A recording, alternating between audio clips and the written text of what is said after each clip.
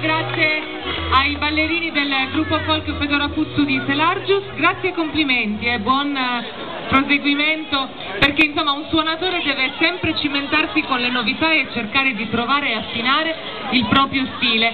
E giusto per non cantarsela e giocarsela in casa, volevo salutare anche questa ragazza qui, che è una bravissima cantante che ho il piacere di avere nel mio concerto. Bene, grazie. Ci rivediamo tra pochissimo, non cambiate canale perché il meglio lo trovate qui su Videolina con Sardegna Canta Estate in tour. Bene, grazie e buon ritorno a casa. Avete qualche chilometro, ma insomma... ma infatti il Giovannino lo teniamo qua però, perché io vorrei far fare più tardi anche un ballo campidanese per la piazza, mi piacerebbe.